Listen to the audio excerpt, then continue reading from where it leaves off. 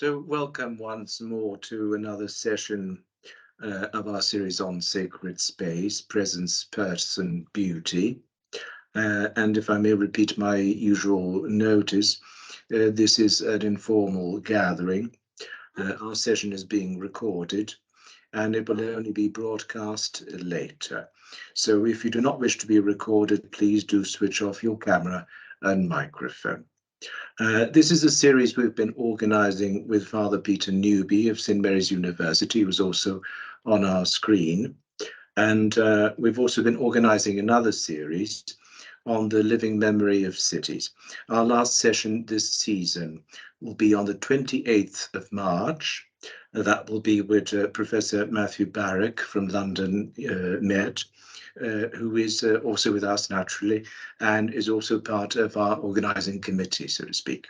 Matthew will be talking about affirmative irony in city making, practicing the Afropolitan future. So please do feel free to check the details in the program. Today we have with us Professor Tracey Winton of Waterloo University. Many of us will know Tracey from our time in Cambridge. She'll be talking about rereading Castelvecchio behind the scenes with Carlo Scarpa. Tracey is broadcasting live today from India as part of her current research, and I'm hoping something can be said about that perhaps later, but of course I don't wish to spoil that particular plot, and maybe best to wait until work is ready. As always, the proceedings will be very simple. Eric will be chairing the session. Tracey will be doing a keynote presentation. This will then be followed by the usual period for questions. Finally, just a brief note to thank everyone, Father Peter, and also Matthew Barac and everyone at London Met for their help with divulging this series. I'd like to thank Aya Maeda, who is helping with today's session at Eric Parry Architects, and also our graphics team, Russell Watson, Rowan McCook, and Winnie Dellison. And I would now give you the floor, Eric, for your introduction. Over to you. Thank you. Well, very briefly, it's just been terrific to have Tracey with us through many of these seminars. So it's now, eagerly awaited, and I think actually the questions will be very interesting, given the expertise of many in the audience, including Richard Murphy. So I think, without further ado, really eager. It's an architecture that touches the soul in the most wonderful way. We really look forward to your interpretation and analysis, and then to enjoying being able to reach a dialogue with you. So thank you so much, Tracey. Thank you. Thank you, Jose and Eric, and also, of course, the whole team. I really appreciate your invitation to speak today. I'm joining you from India, and so I'm hoping that the internet's going to be strong enough. If it becomes a little choppy, at least my voice, let me know, and I can always turn off my video. Give me a sec here. There's the one, and that should be giving you the screen. So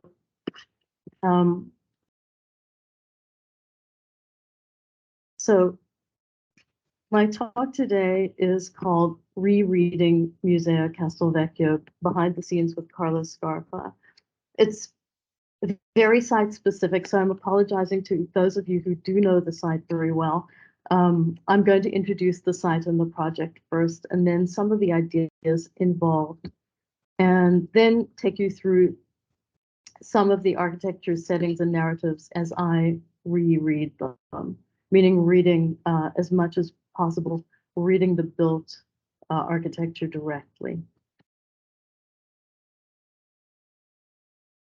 In the 14th century, while his family expanded Verona's city walls, warlord Can Grande de la Scala built this fortified castle with a private bridge at the wall of the 12th century Comune. In 1517, Verona extended its walls again, and workmen digging the new foundations discovered fossil fish deep underground, rousing theological debate. The Veronese physician and polymath Girolamo Fracastoro reasoned that Noah's flood couldn't have deposited fish underground, so he proposed that their regional mountains originally must have formed on the sea floor. For him, these fossils indicated that Verona's terrain had alternately been submerged under sea as the waters rose and dry land as they receded, with these being long cycles indicating the Earth's ancient past. The doctor's protege was an apothecary, Francesco Calzolari. He started a collection of these fossils, which more than just ancient fish, now represented awareness of the Earth as a dynamic system. In Piazza delle Erbe, at the sign of the Golden Bell, Calzolari founded the first scientific museum, intended to obtain knowledge directly through objects. The plates here are from the museum catalog produced by his grandson, Francesco Calzolari Jr. About 600 meters from that first museum lies Castelvecchio, on a site that bears countless traces of Verona's history. Over time, it had been a prison, an academy, barracks, a tribunal, arsenal, a storehouse, a military college. In 1923, Verona restored Castelvecchio as a city museum. But during the war, Mussolini held a tribunal there. First, the Allies bombed the site, and then as the Germans withdrew, they bombed the bridge, leaving much of Castelvecchio in ruins. So today, many layers survive, including late Roman, medieval remains, the bridge, which was rebuilt, towers, fortifications, interventions by the French, and also the debris of a tiny 8th century church, San Martino in Aquaro. Then in the 1950s, the director of the Civic Museums, Lucisco Magagnato, who was a historian of theater, hired Carlo Scarpa to revitalize the site, which by now was partially reconstructed, as a regional museum to showcase the city's arts collection, a project of the next 2 decades. Scarpa was critical of the earlier museum's approach, decorated to look older than it was and embellished with Gothic windows unconnected to the site. At Castelvecchio, said Scarpa, everything was fake. In the Italian context, Scarpa's views mirrored Bruno Zevi's critical discourse around the language of modern architecture, informed by Frank Lloyd Wright, whom Scarpa and Zevi met in 1951. Zevi's critique of the international style challenged architects to enrich the modernist vocabulary. He compared Wright's poetics with Dante's epic poem, a showcase of rich vernacular expression, calling Falling Water the divine comedy of architecture. Echoing the quest for an enriched poetic language, Scarpa strove to communicate meaning in built form without top-down classicizing systems of order, symmetries, or traditional ornament. Finally, he drew on the arts, in and outside of the museum, to make memory the creative faculty of invention it had been in the Middle Ages. As we know, Scarpa reorganized the huge site to make it legible. He distinguished the historical layers, he separated elements and added modern insertions, which helped to showcase duration and change.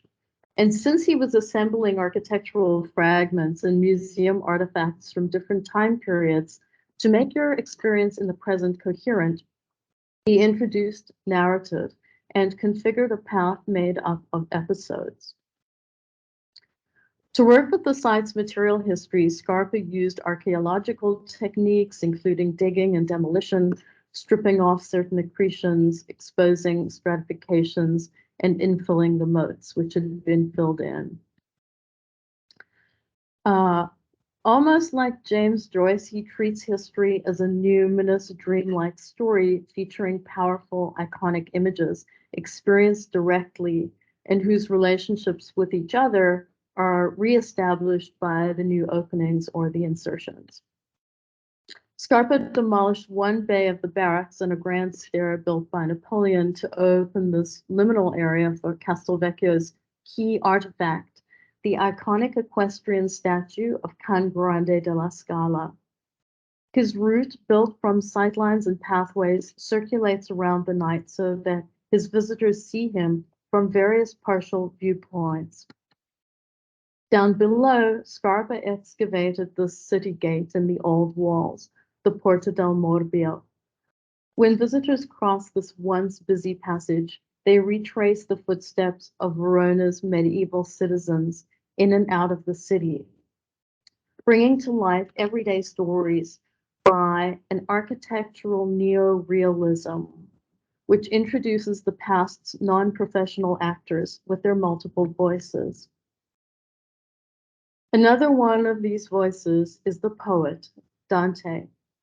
When he was exiled from Florence in 1313, Can Grande della Scala invited Dante to Verona, where he completed his Divine Comedy, dedicating Paradiso to his host. Dante also wrote him the famous Letter to Can Grande to demonstrate how divine scripture's four levels of meaning, literal, allegorical, moral, and anagogical, could also apply to human arts, such as his own poetry. The statue of Can Grande della Scala holds the center in Castelvecchio's matrix of edges and boundaries. As Can Grande's roving guest, you walk metaphorically in the shoes of the pilgrim poet. Can Grande's and Dante's lives were intertwined with Verona, and the rich pre-modern models of space, architecture, and poetics that their stories brought to life are foregrounded and intensified in Scarpa's approach. Castelvecchio's earliest buildings, medieval fabric, irregular and asymmetrical, prompted his sensitive, localized responses consistent with Zevi's anti-classical strategies. Within the rooms, courtyards, and halls, Scarpa defamiliarized artistic objects, so they interrupt your gaze, they deviate your path, and redirect your attention. He borrowed strategies from pre-systematic architecture, especially the medieval vernacular on site, with its mysterious anomalies, foreign insertions, non-uniform spolia, motley parts, and materials. And for this reason, we could call his architecture comedic. Castelvecchio's new floors feature syncopated rhythms or monolithic planes. These counteract the approach of Renaissance perspective, which used a checkerboard floor as a key plane to gauge depth. The early modern history painting dematerialized the architectural surface to look through it, not at it, into another world. At Castelvecchio, however, the other world is already metaphorically present in real space. These organizational tactics prompt you, the visitor, to attune to the spatial sense of the medieval world, a model where intervals are not void.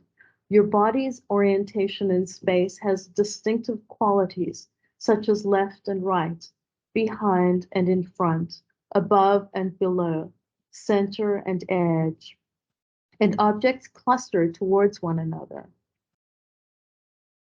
Drawing on vernaculars, Scarpa's modern idiom revives this pre-modern spatial depth and forestalls perspectival vision so that we cannot measure the space by eye. The non-modular, uneven pavings, heterogeneous elements, and delaminating planes reinstate the slow sensory body as your guide. Multiple realities may be present at once in metaphorical space. This alters your perception, So situations like this hanging secret garden let the visitor become someone other than their ordinary self. Then your route is calibrated in another final manner by building narrow straits where one person alone may pass comfortably in single file. So your underlying sense is the strange walkscapes and solitary encounters of pilgrimage. In particular, we see his special stair for the ascent to the high walkway overlooking the Adige River, and your descent around the equestrian statue of Can Grande. There are also constricted gates, narrowing hallways, and stepping stones for one. Alone you sit in the deep-cut windows. Alone you stand undistracted in wonder. In pilgrimage, as Dante observed, all becomes liminal. Threshold zones are protracted, elongated, and engorged present incorporates past and future. Scarpa's neoplastic approach to assemblage and his exploration of matter feature bounding surfaces, edge, reveal, and joint, so that following the contemplative path, you experience the embrace of passage and threshold as traditional spaces of inward transformation. To elaborate the itinerary settings as places, Scarpa chose key themes from Dante's spiritual journey to configure a poetic discourse about modernity, representation, and the world beyond. In a minute, I'll show you how it works in the courtyard. The architectural program is not pictorial, but based on theater and ceremony as the visitor passes through dramatic settings. Dante spatialized the moral universe, mapping supernatural ascent onto movement in space. Scarpa and Magagnato have shown how selecting their historical artifacts to assemble found narrative fragments, they could introduce conceptual ideas which prepare the museum's visitor to deepen their spiritual experience. During their years of collaboration, Scarpa and Magagnato mounted exhibitions of modern and medieval art, which served them as creative research, including one named Dante and Verona.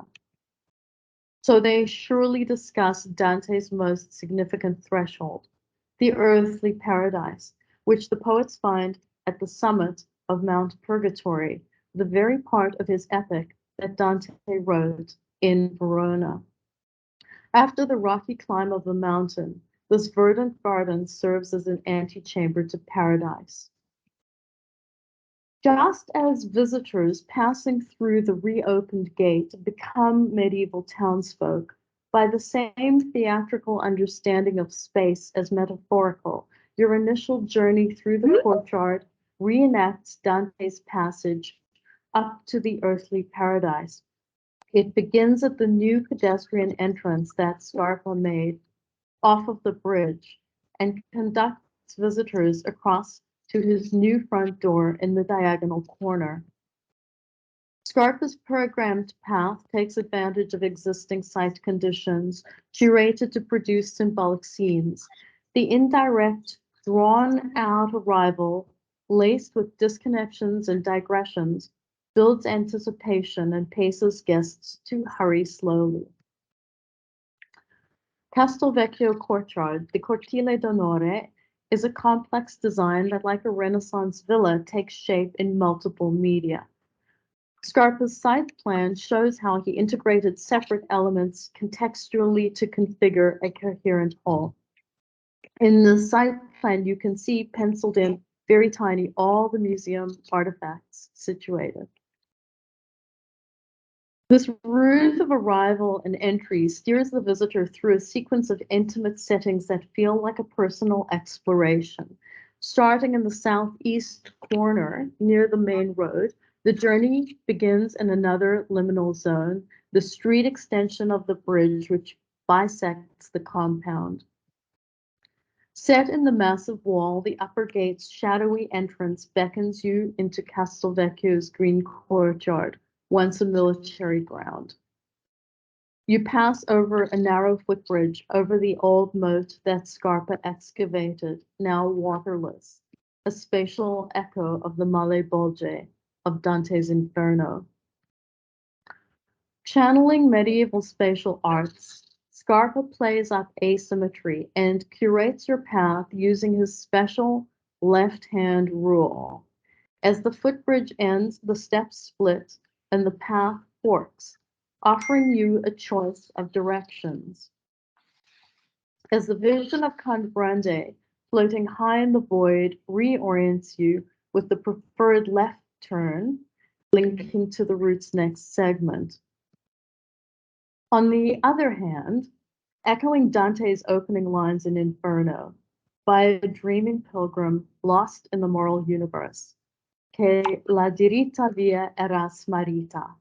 The straight path ahead is lost in a sea of gravel, past the ruined foundation of medieval San Martino, time's decomposition of form into formless prima materia. Scarpa's simple guide rail steers you to the ceremonial route, bounded by evergreen hedges, to corporeally establish the theme of the afterlife. He had intended the hedge to rise much higher, more like an Italian cemetery's colonnade of cypresses, on an axis with a Renaissance portal ahead. As you stroll between green walls, the ground imperceptibly slopes up as depths behind you are rising out of the earth. Deadly yew, Taxus baccata, is sacred to Hecate, guardian of crossroads and goddess of the underworld. In the Metamorphoses, Ovid had yew trees line a path sloping down to Hades, at whose entrance, in a sacred grove, grew the golden bough, a key to enter the city of the dead. Scarpa, evidently excited to evoke the underworld's botanical language, wrote its name 3 times, grasping how the poets used knowledge of the natural world to furnish and nuance dramatic settings. Virgil leads Dante upward, and in the last cantos of Purgatory, the pilgrim crosses an ancient wood to reach a lush garden. You have reached the earthly paradise, where Lady Matilda guides Dante to 2 streams flowing from a single source. As you reach the paved walkway, 2 spoliar fountains set the stage for Dante's final crossing. They are the 2 streams of the earthly paradise, Lethe, river of oblivion, a symbol of forgetting, and Eunoe, river of knowledge, symbol of memory. Through these mythic waters and their mystical properties, Scarpa introduces modernity's guiding metaphors of forgetting and memory, key concepts for the museum's program. As the hedges disgorge you, rose bushes block the axis, so you turn left toward the museum entrance, following the pavement between the 2 fountains.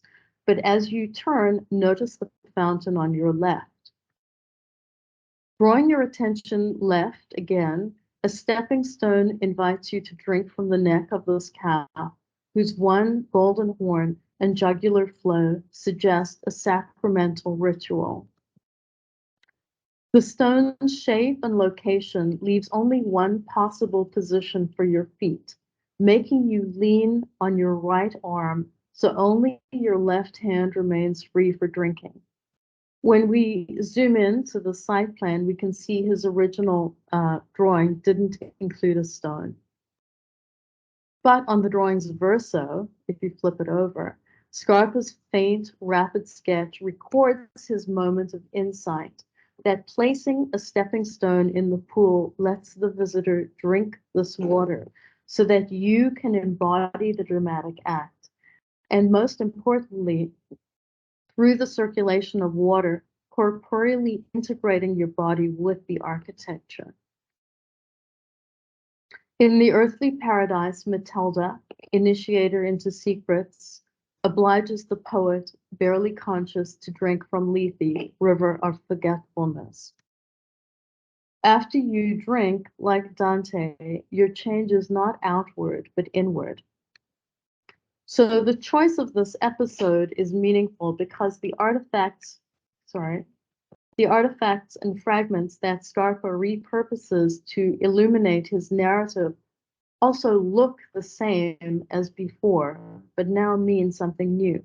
I believe this underlies Scarpa's theme of the double, which he used throughout his project. The roses that reorient you prefigure the apogee of Dante's heavenly vision and herald the arrival of Beatrice, who asks Matilda to lead the poets through the river of memory, the second river. Next to the roses, an ancient sundial, missing its gnomon, suggests eternity. For Dante, sun and rose symbolize the creator and his creation. This lion fountain, gushing with waters of memory, fills a long pool whose lines stream towards the entrance. Along the paved edge, the pool keeps its water level as a datum, and the path, starting lower, rises up only about the thickness of your foot because you're emerging from the stream of remembrance. Following this double transformation by water, the anamnesis, Dante can ascend to the celestial realm with Beatrice. This arrival sequence forms a dramatic prologue for your entry to the museum, traditional home of the Daughters of Memory, and modern institution for the afterlife of cultural artifacts. In medieval culture, architectural spolia, Roman marbles salvaged and repurposed for Christian buildings, symbolized the body's death and resurrection. In Scarpa's material interventions, forgetting and memory become forces, one a power of abstraction by sublimation or burial, the other a salvational power of resurfacing, finding redemption in the passage of time.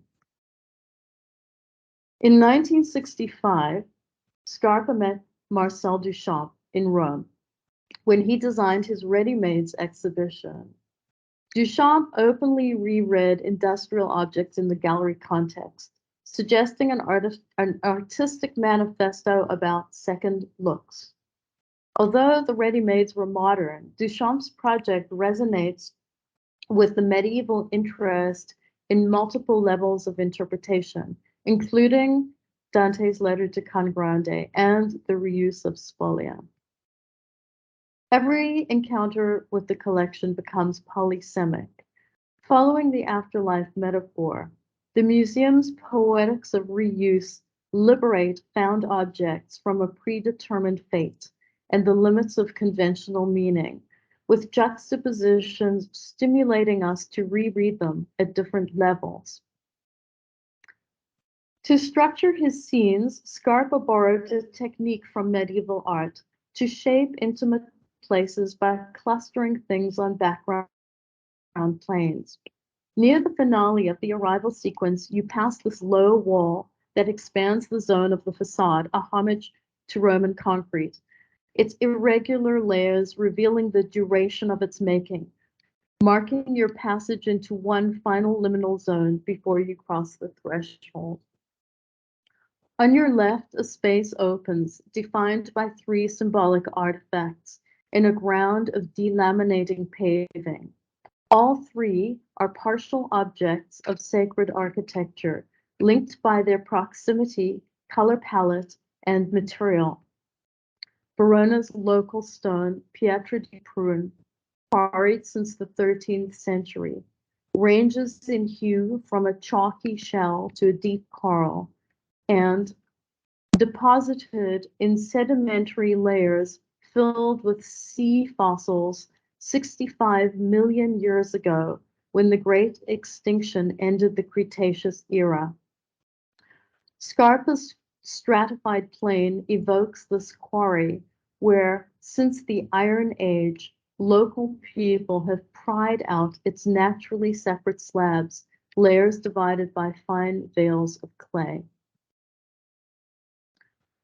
Jutting out of the facade is Scarpa's Sacellum, a Roman typology of open-air, roofless shrine. The antique sarcophagus, which in garden history represents the hereafter, and as an empty tomb, a triumph over death.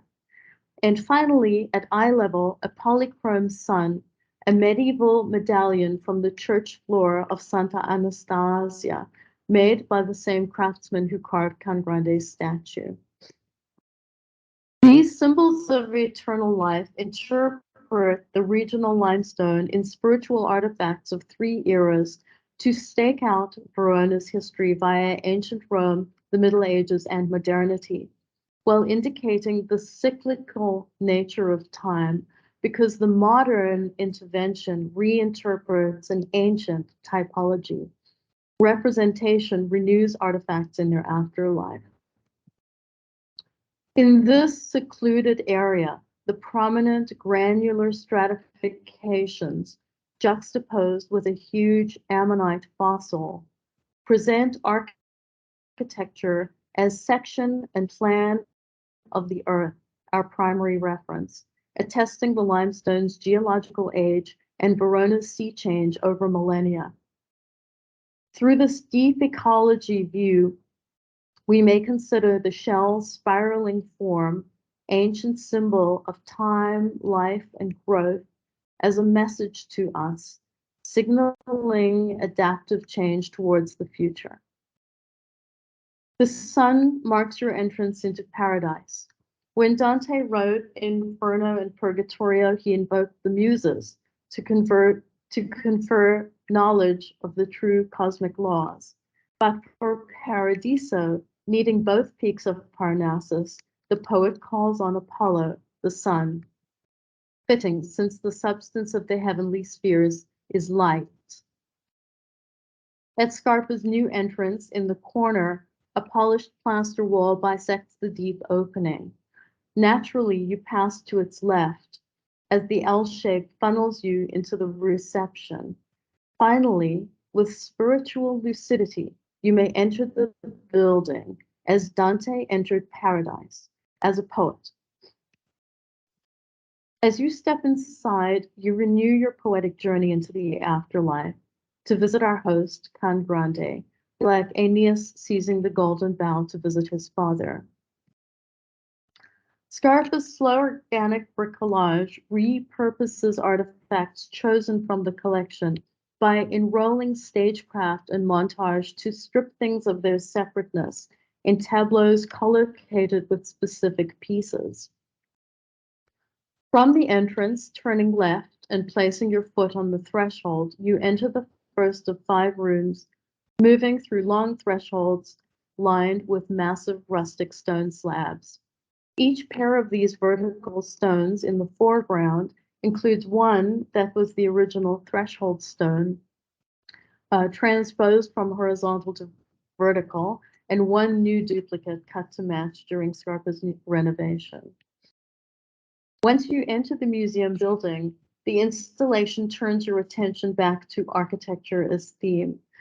This is the first room of the sculpture gallery in which Scarpa positioned 11 exhibits, fragments of medieval stone sculpture. This room gets a bit upstaged by the Sacellum and the other sculpture galleries, but like all beginnings, it's a point of germination. What caught my eye here was this tiny pair of female caryatids who shoulder a beam together.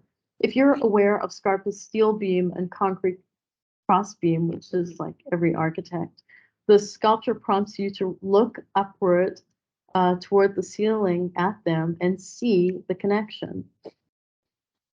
And fortified by the themes of the courtyard, we are thinking about history and modernity, architecture, and its language, which is the theme of the room. As you look around, it also displays a column, a capital, a cornice, an arch, a pair of windows. Other medieval artifacts are strategically repositioned within the room to suggest formal analogies: a wall, a floor, a step, a roof structure. Each piece represents one of the traditional tectonic building elements.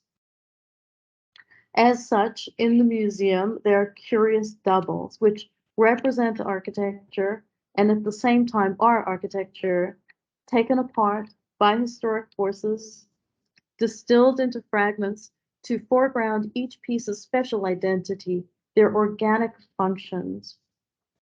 These fragments also resonate with the ruined full-scale architectural elements similar to them beyond these galleries, and open a discourse with the reassembled architecture and their more modern correlates in concrete, glass, and steel.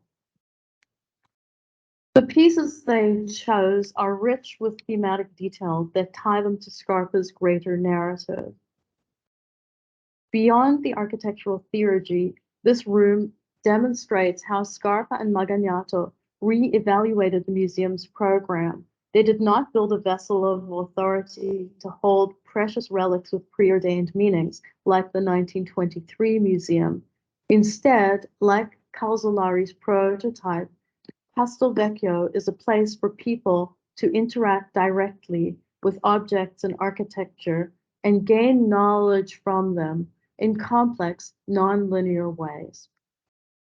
I'm persuaded that Scarpa knew about Calzolari's museum and studied its legacy because the stagecraft of the final sculpture gallery powerfully quotes an object from it, transforming the artifact, which had become a drawing and then a bookplate, into a room. Some 300 pages in, this drawing on the left shows a scene from the Egyptian Book of the Dead. Crowned with his hieratic headdress, Osiris faces the light of the other world, while behind him Isis holds the key of life. The winged sun disk arcing above them, depicted over portals and passageways, reminded those passing of their eternal soul and symbolized renewal. In the last sculpture gallery, the arched opening retraces that solar arc, while the gateway screen abstractly reproduces the funerary chamber's hieroglyphic matrix. The enthroned figure with his papal tiara, echoing the Egyptian crown, likewise faces left toward the light, while behind him a full-length tomb cover bears the second human figure. Through that portal, you exit into this interstitial space. These settings draw in the visitor to play out their role in a metaphysical drama, whether they know it or not, while the architecture gives us a way to participate in the story. The promenade continuously unfolds for the visitor, yet the path is not closed or prescriptive. You're never forced to go in a certain way.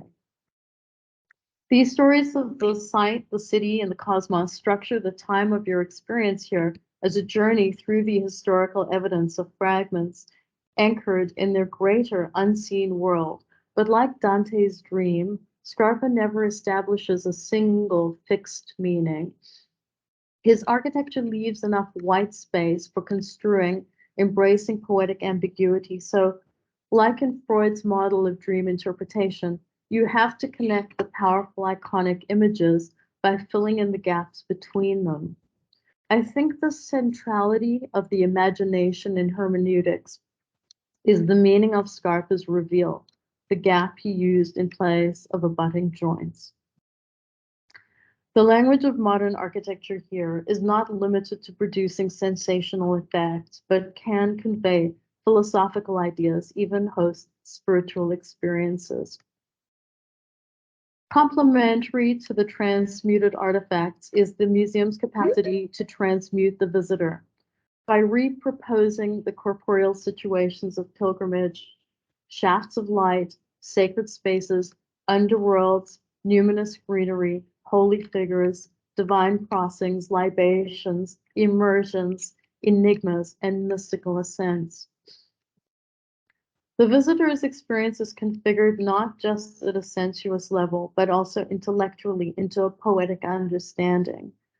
Since architecture knots together the full spectrum of experience, from the conceptual to the tactile, from prima materia to figurative form, The mythic configurations introduced through narrative tableaus and fields of symbols coalesce the experience of meaning.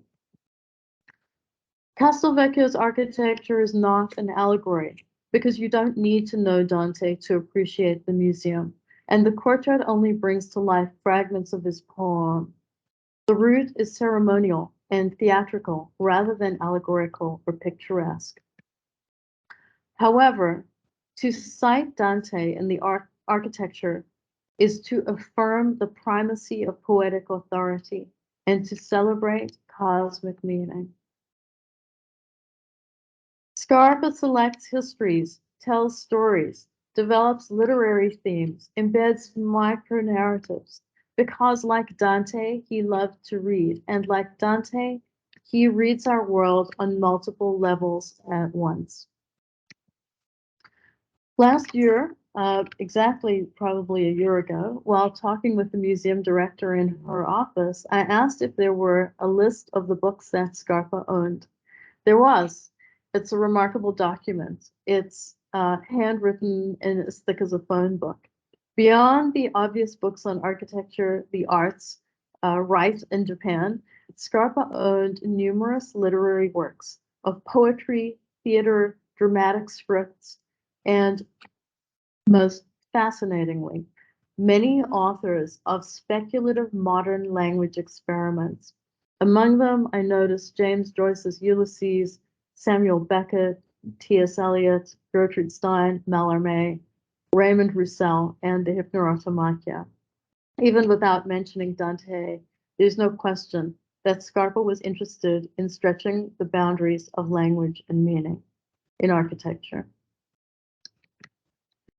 So while there's no one methodology here, we can appreciate the intensified physical sensations supported by his pre-modern approaches to build form and space, to the placement and furnishing of situations, and the mysterious uplifting spiritual sense that ordinary visitors experience on their path through the complex without needing to become aware of its source.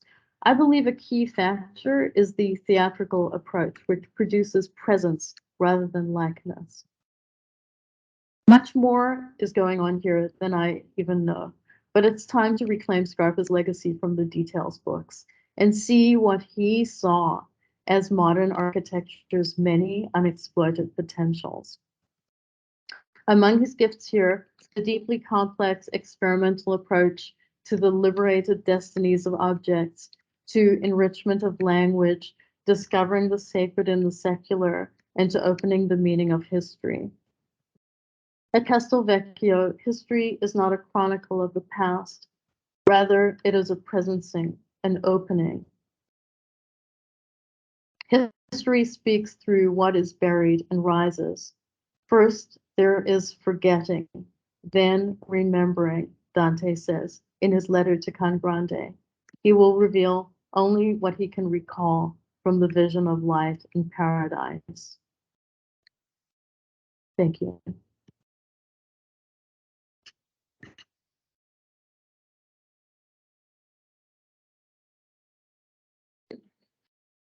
So, Tracey, thank you enormously. I'm dying to go back and ideally to be guided by you.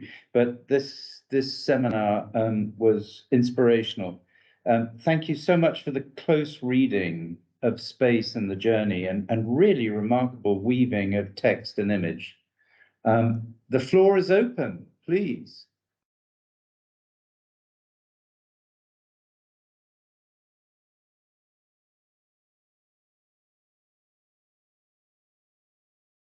Jose, please. I think Jose just got in front of you, Dagmar. You're next. Thank you. Very well. Well, thank you so much, Tracey, for this wonderful presentation. Really, as Eric said, a wonderful weaving of text and image. Really, we're taken by the hand. There's very simple, but perhaps not so easy question to answer, since you've mentioned it during your presentation. To which extent is all this apparent to the visitor?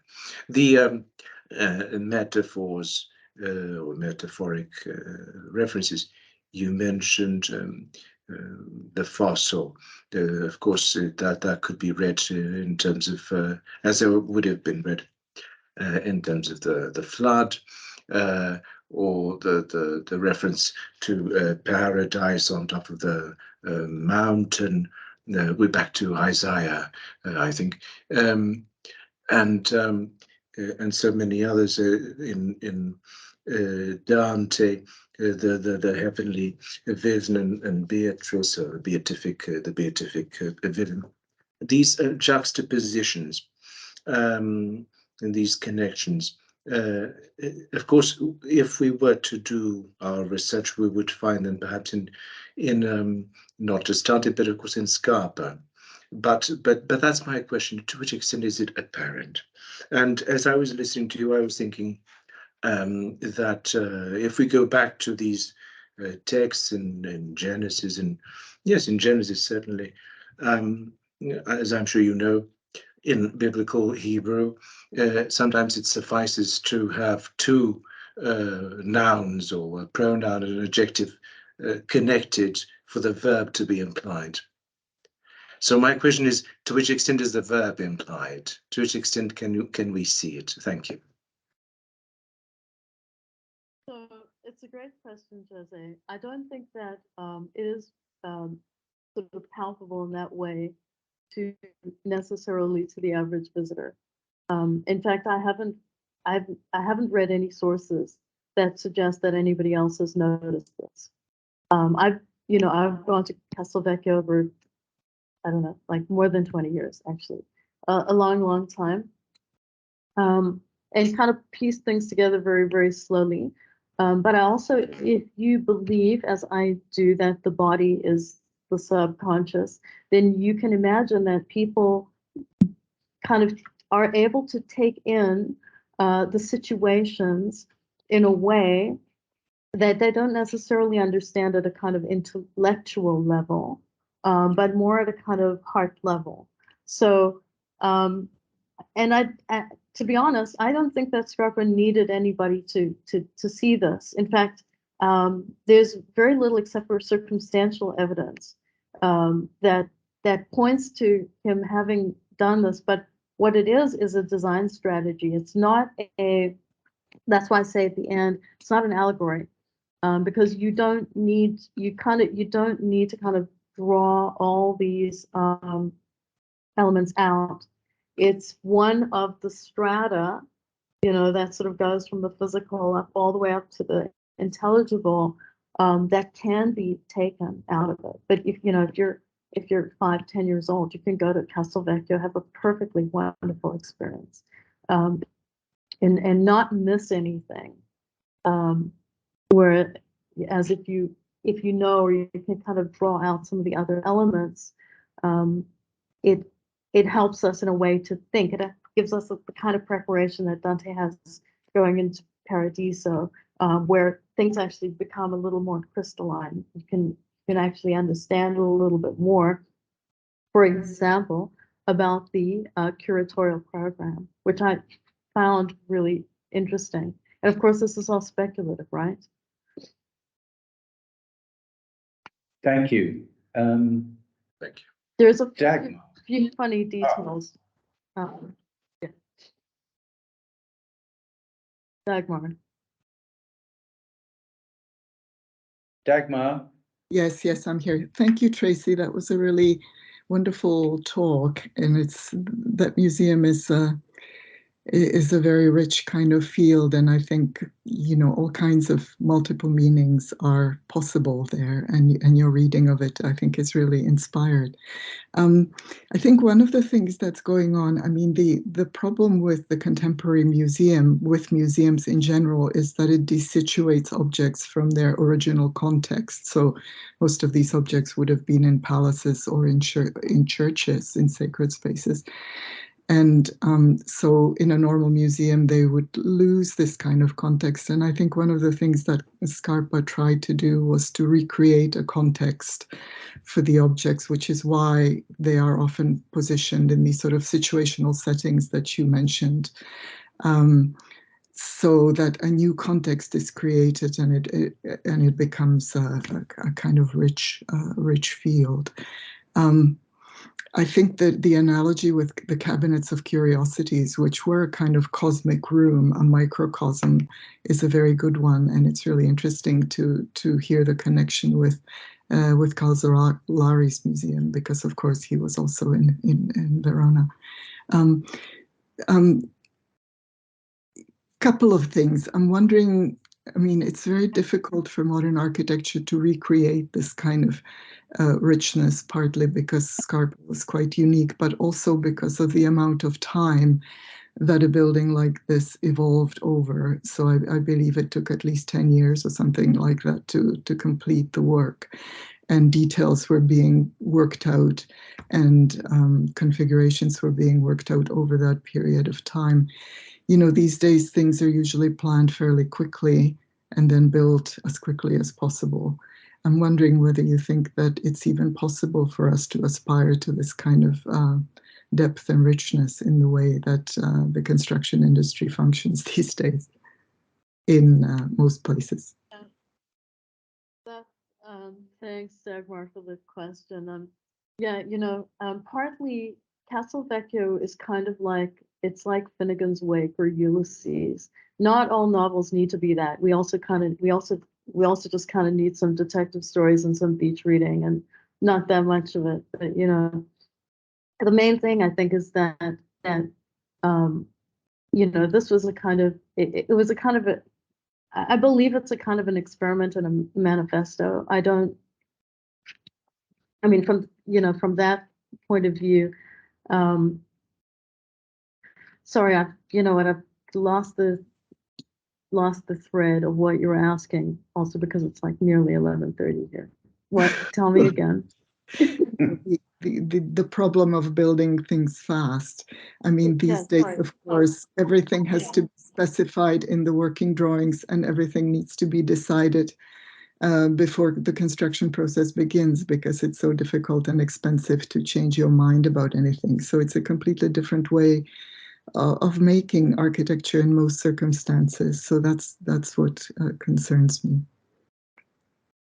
Yeah, I mean, it's fast food versus slow food, you know, like it's the same. I think that's kind of the same problem. And I agree that most buildings are not going to be like this, but what he did do was he paid incredible attention to the genius loci. I mean, I'm using this phrase very loosely because it kind of expanded to the whole of Verona, and then in the way that I'm reading the building, really like takes us into such a depth of history that he's examining the materials out of which everything is coming. Can people still do this? Yes. Is anybody willing to put the time, resources, investment into making architecture that is, I don't want to say literary because people associate that with writing, but I really want to say with a lot of richness of meaning, because that is the culture that we have around us, that we, from generation to generation, leave in cities to build up this incredible sort of text, if you will, of things that we believe are important and patterns that are meaningful to us. So, you know, it's a question, right? I mean, in a way, it's not up to us. Those of us who are teaching, we're trying to teach it. We're trying to say, please, let's have something meaningful instead of just word salad. You know, it's very easy to make kind of aesthetic compositions. That's really, everybody who gets into architecture school can do that. To do the kind of thing that he's doing, you know, even at a kind of reduced level of ambition, requires paying a lot of attention to circumstances, to kind of to the network of things that make up the world that we live in, and drawing on certain things. I mean, he's not taking every single thing that comes across. There's also a lot of kind of fictionalizing, like eliding the toucan grande de las scalas, right? So there's a lot of things that are kind of for the sake of producing a kind of a story, are being rolled into this approach. And I don't know, I would like to kind of lay out the same challenge that Bruno Zevi was laying out, to architects, to the next generation of architects, to enrich their language and enrich the world of our cities and especially our public buildings and public spaces. Thank you. Thanks. Well, that's a great challenge. And I know there are one or two architects on the seminar who might want to contribute, but I think Matthew has raised his hand, so maybe we can move to Matthew. Yeah, thanks. I'm going to keep it short because I know we're coming up to six o'clock.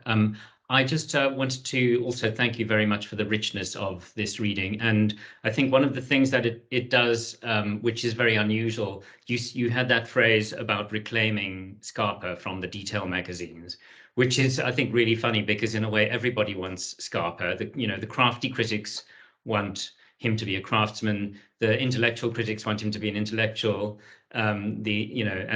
But I think that one of the things that I was thinking as you spoke is, and as somebody who has been in practice and now gone to full-time academia, to make a criticism which is also faithful to the genuine modality of what architectural thinking or architectural creativity is about, and what in research today in the kind of current knowledge economy you would call a designerly way of knowing what architecture is and what the architecture can do. In a way, despite all this refinement and control, I think one of the things of your reading that I picked up on is that in a way, Scarpa gets us there and then lets go. He manages to retain this ambiguity between the kind of continuity of reference where everything is connected, and yet, as you said at one point, you're not told to go left or right. So I just wanted to come back to the actual question of how you can be a faithful critic in this regard. And as I said, it's more of a discussion point than a question, but maybe that's something that you have some reflections on. Sorry, Matthew, to be a critic, or can you rephrase just the last part of your question? Yes, I think that one of the things that you said is you applied a kind of mix of methodologies. And to my mind, the way that you developed this reading, it was a reading which maintained an open space at the heart of it, which, if you like, Scarpa occupied. He isn't an architect who is telling you how to interpret your buildings and yet maintaining that richness that leaves it open to interpretation. And so I wondered if that was mirrored in your approach to how you approached it as a critic. Yeah, that's interesting. I think that Scarpa the way that he works with putting elements together is to give you the sensation of meaning before you receive what the meaning is. There's something there in the way that he composes and juxtaposes that says to you, it's like the hermeneutic circle, it says to you, there's something there, I know there's something there, which you can kind of persevere and work towards, or you can just kind of stroll through. I mean, when you look at the site plan with the hedges, it's like, there's definitely something there with the hedges, even if you don't even go to Castelvecchio, you start to see these things when you're actually there, especially in the courtyard and the sculpture galleries, the places where, because not every single thing that's there now is by him. But if you go to the places where his hand is really conspicuous, you feel that somebody's trying to say something to you. And, you know, I guess that's not a very scientific way of expressing it, nor is it probably a kind of rigorous critical position. But that's sort of also part of the storytelling, where where there are sort of open-ended elements, and that in a way nobody's wrong. I mean, your experience is never wrong. It's what you experience there. There's only, there's some things that we can sort of like evaluate or like point to.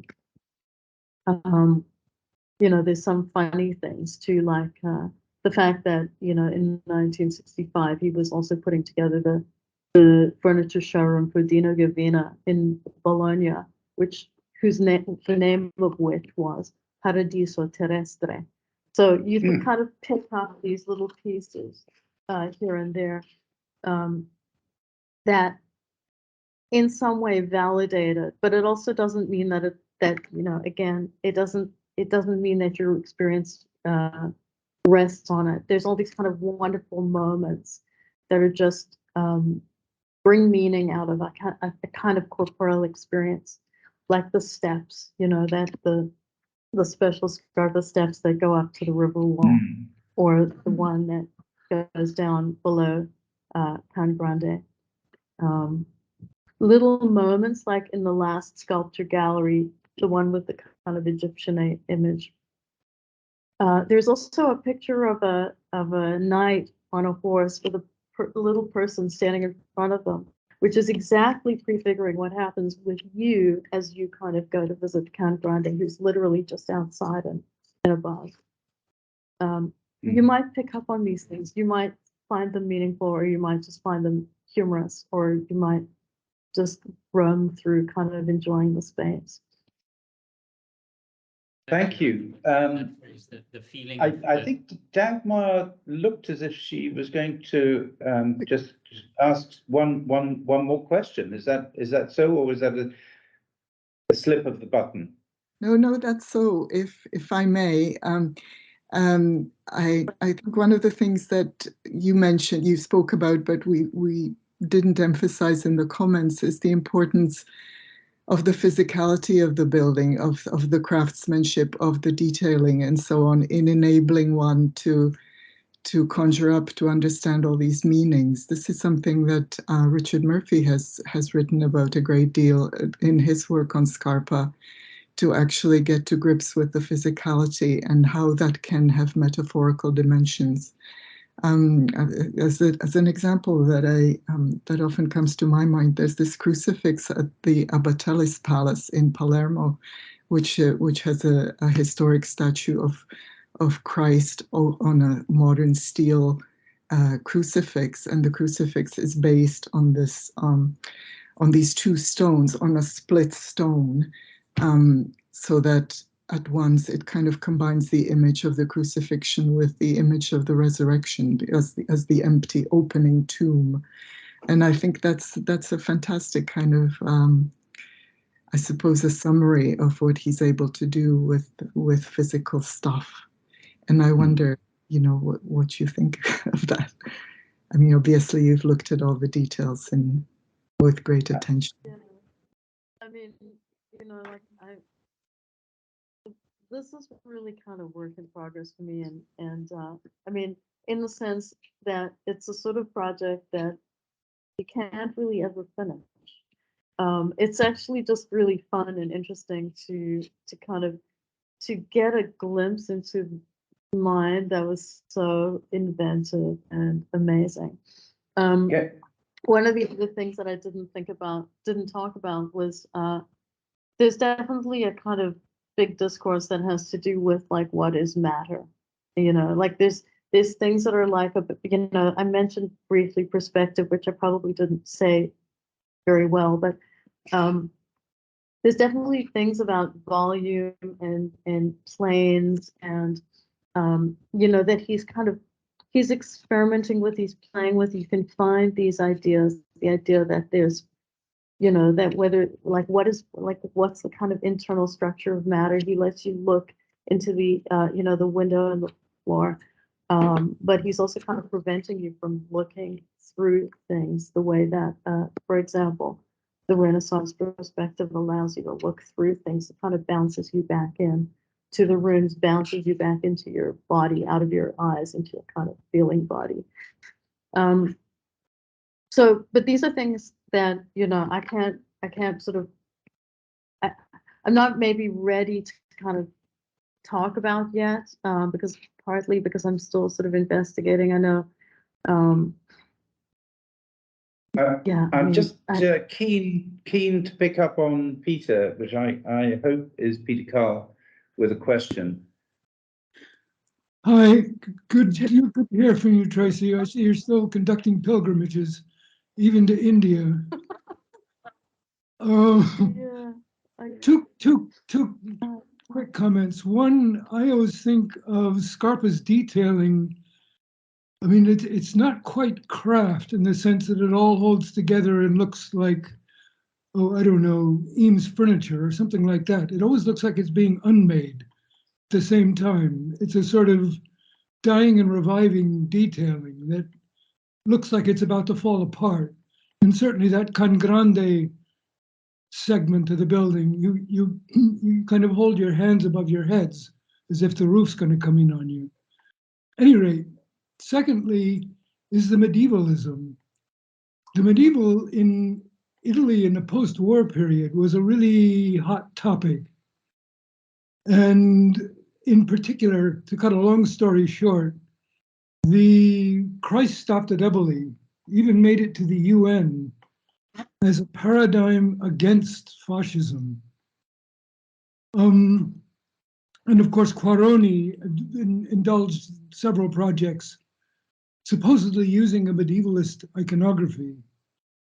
On the other hand, the business of medievalism was already present in Giovannone in the middle of fascism, and particularly this advocacy of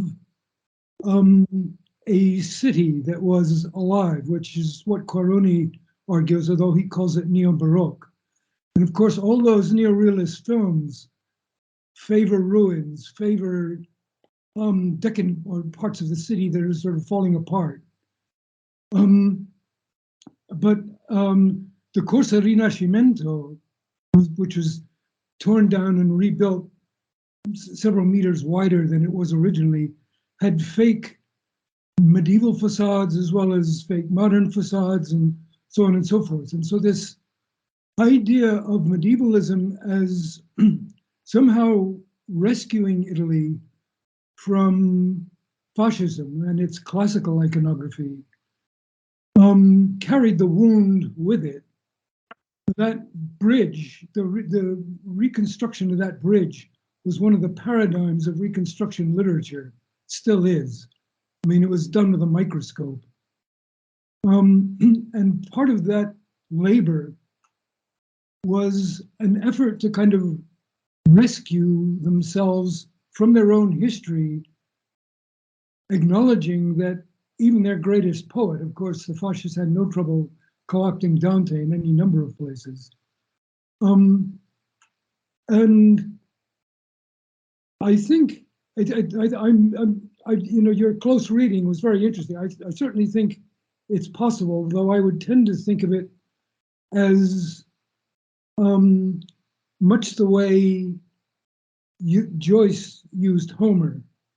It's a kind of background armature which allows for the more differentiated landscape of reciprocities and potential analogies, and particularly potential settings. I mean, the extent to which you're supposed to go through a museum the way you read a book is slightly scary.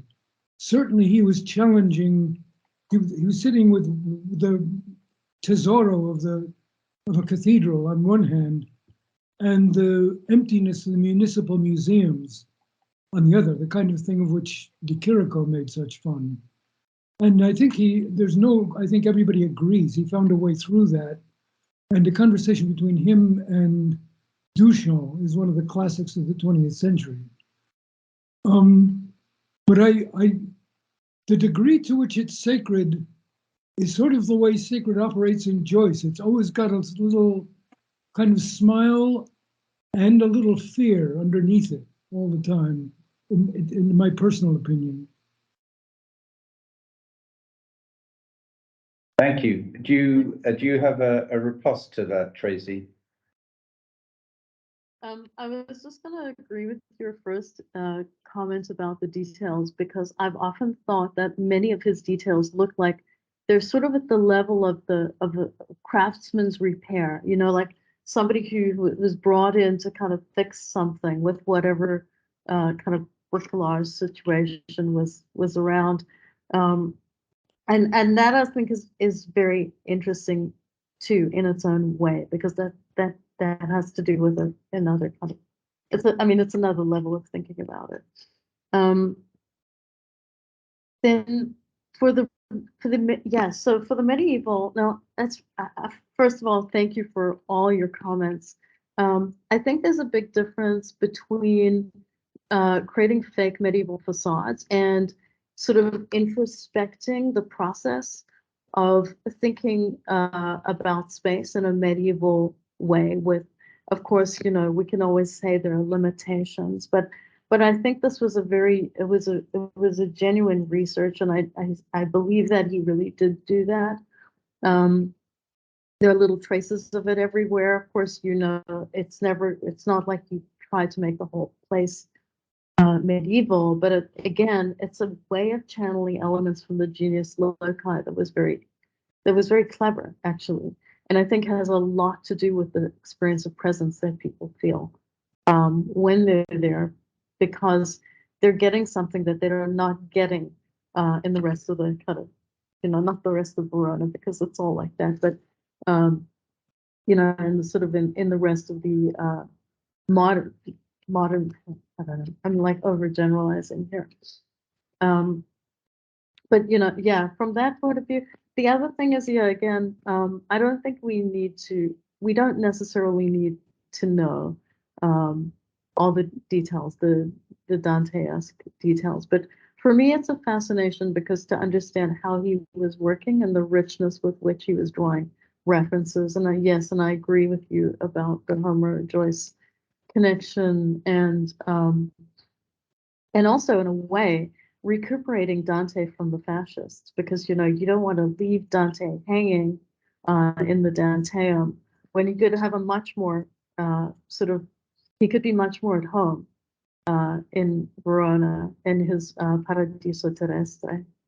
So well, on that note, I think we're going to have to draw it to conclusion, but I do think of you, you know, with all the artifice of Scarpa and Verona in India, in a world as relatively, Gillian Tyndall described life as being to Europe like a hedgerow that was okay on the kind of exterior in terms of its formality, but was dead in the interior, in a way that the world of libations and material and the animate is so fecund and evident in India. So yeah, a safe journey and happy research, and thank you so much for joining us tonight at almost midnight at your time. So Tracey, thanks, and a round of applause. Thank you.